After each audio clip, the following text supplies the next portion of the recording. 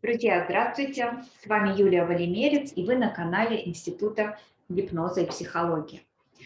Часто слышу на терапии, что клиент приходит с запросом помочь выйти ему из зависимых отношений.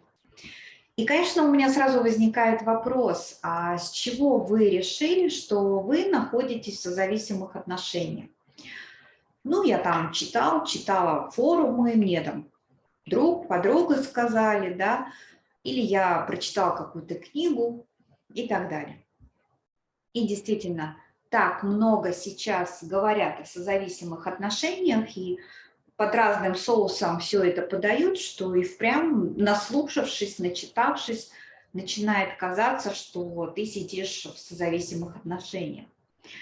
И сегодня я хочу развеять мифы, и в этом видео речь пойдет о треугольнике Карпмана.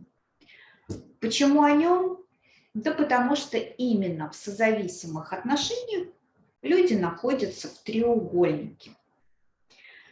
Ты хочешь узнать, что это такое? Тогда продолжай смотреть это видео.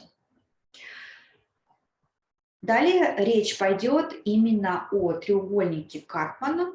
Постараюсь вам все это объяснить, рассказать максимально простыми словами. И ты поймешь, чем плохо вообще находиться в треугольнике Карпмана, и, возможно, даже поймешь, находишься ли ты в созависимых отношениях или нет. Помните сказку?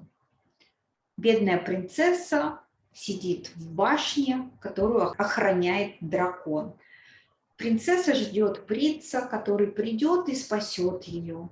Принцессе с детства внушили, что ее заколдовала злая колдунья, и принцессе не остается ничего другого, как сидеть и ждать своего спасителя.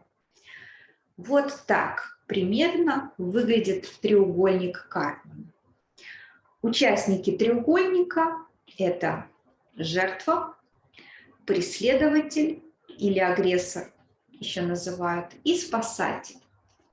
И все эти три участника, они взаимосвязаны. И давайте сейчас разберем каждую из этих ролей, которую мы можем бессознательно играть. Итак, начнем с принцессы. Да? Типичные черты жертвы. Считает, что она сама ничего не может. Она ждет всегда помощи от других. Она не дает сдачи, терпит. Часто у нее такое подавленное настроение. Скорее всего, есть проблемы со здоровьем. Зачастую ярко выражена психосоматика. Жертва ждет помощи спасателя, она ждет своего принца, верит, что все само собой как-нибудь устроится. Она не берет ответственности на себя. А что же у нас тот самый дракон, да, типичные черты агрессора? Нападает на жертву, давит, контролирует, всячески требует подчинения, зачастую применяет физическое или психологическое насилие. Конечно же, манипулирует жертвой, проявляет такие лидерские качества, часто может быть агрессивен и зачастую бывает очень сильно раздражен. На неосознанном уровне он считает, что опекает и обучает других. Он хочет сделать их жизнь лучше. А они такие нехорошие, сопротивляются и не ценят этой заботы. Вот так у нас выглядит агрессор. Ну и типичные черты спасателя. Спасатель, конечно же, считает себя вправе вмешиваться в отношения агрессора и жертвы. Спасатель будет прилагать все усилия, чтобы спасти жертву. И спасатель всегда спасает без запроса. Его не нужно просить. Он просто видит, что рядом с ним есть жертва, и он будет ей помогать. пытаясь сделать ее жизнь как-то лучше. И агрессор, и спасатель оба хотят помочь жертве, только агрессор это делает через прямую агрессию, через давление и контроль. А спасатель будет притворяться всегда таким хорошеньким, защищать эту жертву и аккуратненько навязывая ей свое мнение. Хорошо. А теперь давайте разберем на более таком реальном примере. Типичная ситуация. Есть семья, где муж контролирует и поучает жену, а жена от него финансово или эмоционально зависима. Жену такое положение вещей устраивает, так как она не хочет выходить на работу или не хочет связываться там с разводом, да, все вот эти дела. И так как на это нужно и много сил, много энергии, да, и потом куча всяких вопросов надо будет закрывать, перед нами жертва и агрессор. А где же спасатель? Ну, к примеру, у жены есть подруга, которая всячески, конечно же, на стороне жены, видя, как муж с ней обращается, она поучает жену, как надо давать мужу отпор, чтобы его изменить. Причем жена не жалуется подруге на мужа и вообще даже не спрашивает у нее никакого совета. Вот в такой ситуации подруга жены является спасателем по отношению к жертве. Что удивительно, попав в треугольник Карпмана, в какой-то из этих ролей, выбраться бывает очень сложно. Та же жертва, жена из нашего примера, да, она может становиться преследователем, тем же агрессором по отношению к ребенку, а может быть к маме, а может быть к другой подруге. Или же она может стать спасателем своему же ребенку, маме или подруге. И вот в этом есть опасность треугольника, что если мы в нем, то ходим по кругу из одной роли в другую, сменяя одну роль другой. И почти всегда это происходит неосознанно. Мы редко осознаем, что на кого-то нападаем, кого-то контролируем, кого-то защищаем или кого-то жалеем. А чем же плохо находиться в треугольнике Карпмана? Ну, возможно, что кто-то из ролей может подумать, ну, что плохого в этом треугольнике. Да? Ну, вообще удивительно, если спасатель, допустим, не осознает, что быть вот в этом треугольнике опасно как минимум для его жизни. А он думает, что он выполняет какую-то благую миссию. Такие люди, кстати, очень часто становятся такими борцами за справедливость, собирают митинги по защите прав там, животных, спасают бездомных собак, кошек, борются с потеплением климата. Вот яркий пример, посмотрите на Грету Тунберг. Вроде хорошая девочка, такая активистка, да, спасает мир. Но если заниматься всей этой деятельностью из треугольника, то такой вот спасатель обязательно найдет себе того, на кого свалит вину за все вообще несчастья на этой планете. И из примера про мужа-агрессора, да, такой спасатель, он всегда обвинит во всем мужа. Он будет ненавидеть его всеми фибрами души. И на уровне психического поля спасатель все время привязан вниманием к какой-то фигуре, которая виновата во всех несчастьях. Там, не знаю, планеты или какого-то конкретного человека. А та уже вот девочка-активистка, она будет обвинять просто простых обывателей, что они, не знаю, там не сортируют мусор по категориям, да, а правительство не выделяет деньги на спасение синих китов. У таких людей будет всегда кто-то виноват. И это будет съедать большое количество энергии.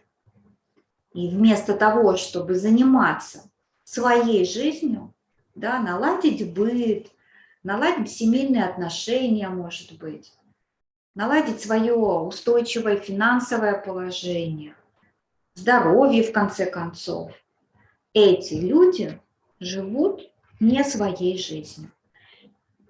Им некогда жить своей жизнью. Им нужно спасать всех больных и обездоленных. В чем разница между спасением планеты или подруги, да, из роли спасателя или из роли вне треугольника? А разница в количестве приложенных усилий и качестве результата в конце. Вот люди, которые готовы оказать помощь подруге, которая там попала в руки мужа преследователя, сделает это только тогда, когда подруга попросит ее помощи. Она окажет помощь и пойдет дальше заниматься своей жизнью. Она не будет считать, что делает что-то такое героическое. Люди, которые вообще занимаются благотворительностью или спасают планету, не из позиции спасателя, да, они никогда никого не обвиняют. Они не устраивают митингов, они спокойно разрабатывают планы, а потом идут их и реализуют. Они не требуют, не обвиняют, не критикуют. Они просто делают свое дело. Они вообще не считают, что это их такая божественная миссия, и они должны всех спасти. Чувствуете, в чем разница? Бывает такое, что человек застрял в позиции агрессора совершенно непроизвольно. Например, измотавшаяся мама, она постоянно орет на ребенка. Она сама может даже от этого страдать, но ее такая внутренняя гиперответственность настолько сильно развита, что при каждой ошибке ребенка она будет изводить и себя, и его. Чтобы быть в роли агрессора, нужно очень много энергии. Сама позиция, да, агрессора, она создает на самом деле такую иллюзию контроля. Мама хочет воспитать своего ребенка достойно, да? У нее есть определенные убеждения, а у ребенка есть характер. И совершенно нет желания подчиняться. И мама будет давить своим авторитетом. Она будет требовать, она будет контролировать, она будет подчинять.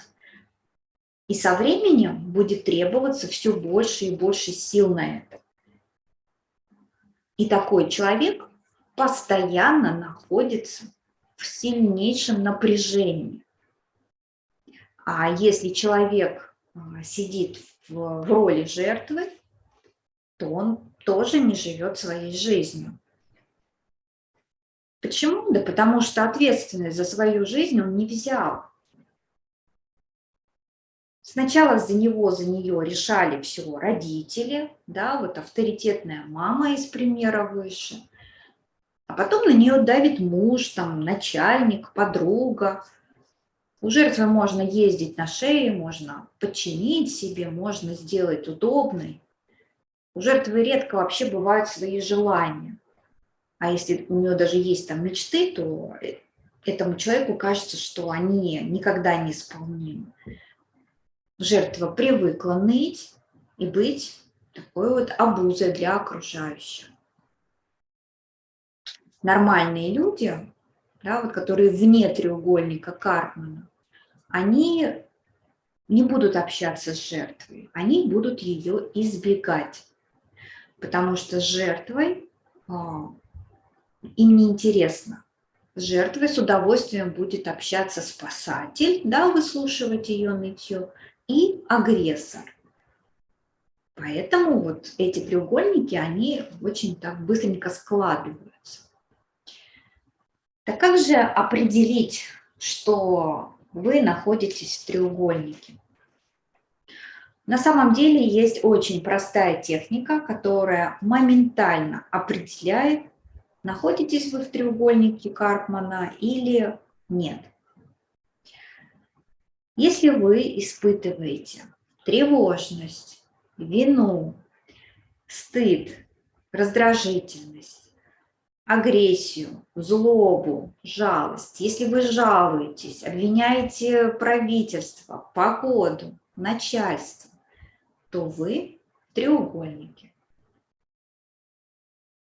А если вы вне него, да, то вы довольны жизнью, вы не жалуетесь, вы осознаете, что только вы несете за себя ответственность.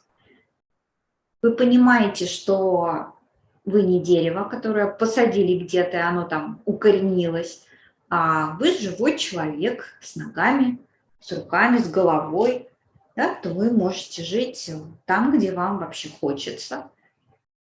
И если вы испытываете удовлетворение, радость, у вас много энергии и сил, то поздравляю, вы вне треугольника.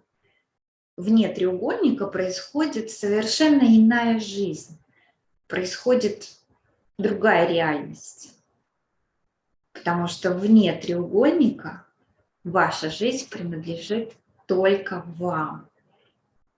Вне треугольника нет необходимости кого-то поучать, спасать, направлять на путь истинный, жалеть, жаловаться, контролировать. В нем этого всего не хочется делать. А сейчас внимание, важная информация. Невозможно выйти из треугольника раз и навсегда. Это всегда такой вот баланс. Вы либо держите его, либо нет. И если баланс нарушен, то вы его восстанавливаете. Также и с треугольником. Сегодня вы можете быть вне треугольника, а завтра в него попадете. Попадаем в треугольник мы только самостоятельно, под силой своего мышления. И выходим тоже самостоятельно, прилагая усилия и используя силу ума. И я приглашаю вас задуматься об этом. А в следующем видео мы разберем, как выйти из треугольника Карпмана, да, какие усилия необходимо сделать. А на сегодня все. Пока.